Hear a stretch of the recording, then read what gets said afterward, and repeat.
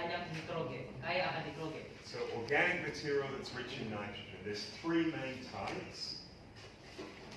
Okay, the first one I got here, I collected to show you. This was a banana that I ate for breakfast. A bit earlier. Some avocado peel from dinner last night.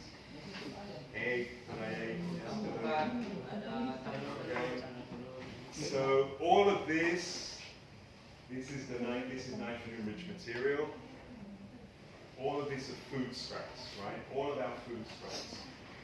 Nah, jadi semua ini adalah bahan organik yang mengandung kaya akan nitrogen, dan semua bahan organik ini itu adalah sampah dari makanan.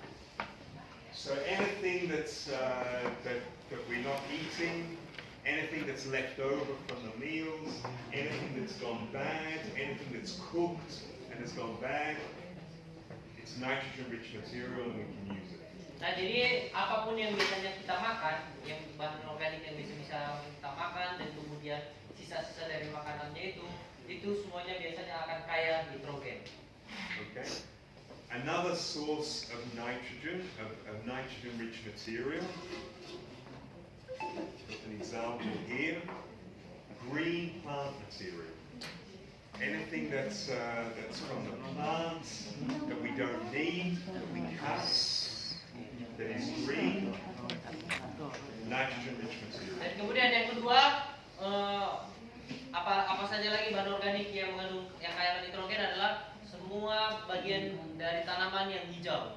Semua yang hijau dari tanaman, misalnya dari daun waktu kita memangkas atau kita memotong pohon, semua yang hijau dari tanaman itu mengandung kaya akan nitrogen. And what's the third source of nitrogen-rich material? Dan kemudian sumber dari nitrogen yang paling kaya, tahu ini apa? Pupuk. Manure. Kandang, kalau kotoran kandang namanya manure, jalan pupuk itu tai. Kotoran hewan. Manure, or as we say in the technical term, poop. So any cow manure, pig manure, sheep manure, goat manure, any animal manure we can use. We can even use our human manure. Jadi dia bilang mau itu kotoran dari sapi, kotoran dari kambing, kotoran dari domba, itu semuanya bisa kita gunakan menjadi kandang. Bahkan kotoran manusia juga kita bisa gunakan.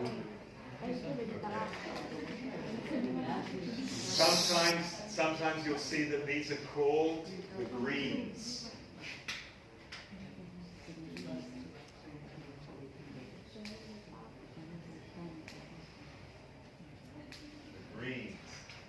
Although it's not all green, right? This isn't green, but we call it the greens sometimes. Nah, jadi makanya dan olahan dari ini biasanya ada disebut namanya the greens, walaupun kadang warnanya nggak benar-benar dari warna hijau. Now we also need though the other type of organic material. Dan samping itu kita harus tahu juga bahan organik tipe yang lainnya.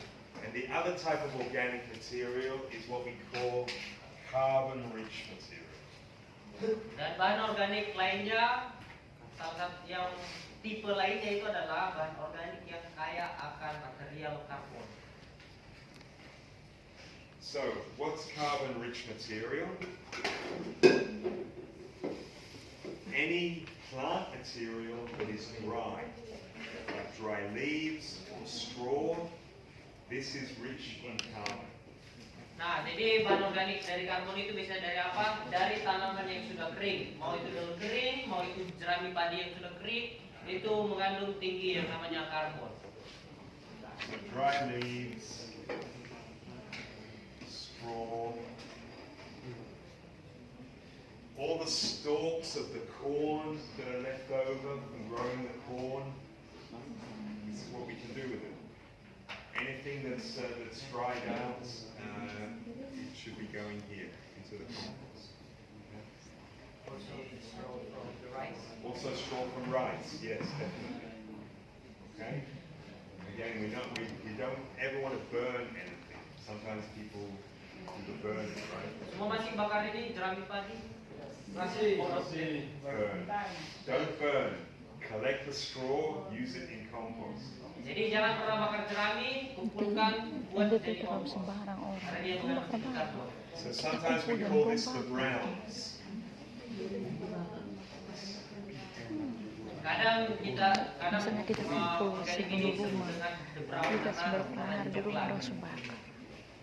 Okay, two other materials we need for compost. I've got some here.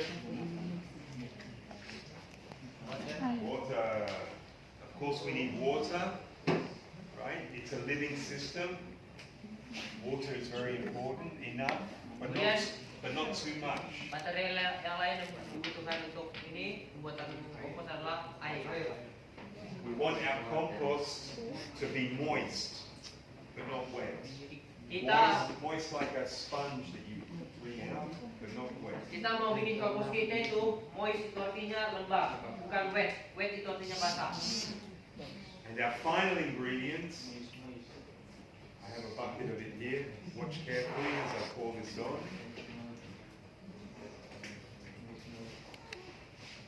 Everybody see? You're not paying attention. Did you see? Ya, Lihat,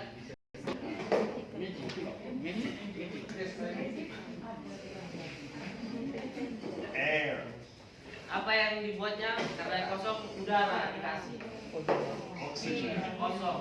Kayak tadi kosong karena udara. Okay? kita pikir lihat This is an aerobic system, an aerobic process. It needs oxygen in order for it to work properly. Karena sistem ini adalah sistem aerobik. Ingat apa itu aerobik kan? Aerob artinya memerlukan oksigen. So we need to, it's very important that we remember this because sometimes we run into problems when there's not enough or too much of one of these different ingredients. Okay? Oleh sebab itu jangan nanti waktu kita membuat komponen ini jangan sampai ada yang terlalu banyak, ada yang kurang yang membuat ini jadi tidak seimbang, harus seimbang. If ever we have a problem with our compost, it's because there's a problem with one of these different materials, either too much or not enough. Jadi kalau kita punya masalah waktu membuat kompos, barangkali dari 4 ini ada bermasalah. Apakah dia terlalu banyak dalam satu bahan ini atau ada bahan yang kurang? Okay, we also have some helpers that help us make the compost, that help turn this into compost. Kemudian kita ada namanya pembantu. Jadi yang membantu supaya proses kompos ini jauh lebih baik. On Kibbutz Lotan, we have a special name for these helpers. We call them the FBI. Everyone know who the FBI are? Yeah, the cop shows. Hawaii 5-0. But it's not that FBI, right? So, who are this FBI? This is fungi, bacteria, and invertebrates.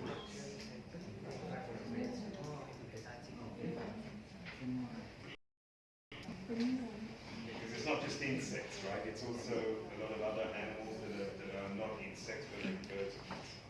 All of these come into the compost pile and they work all the time to turn all of this into compost. Dan kemudian pembuatan kompos juga ada dengan pembantunya. Pembantunya kita bisa menggunakan fungi itu bercampur ya.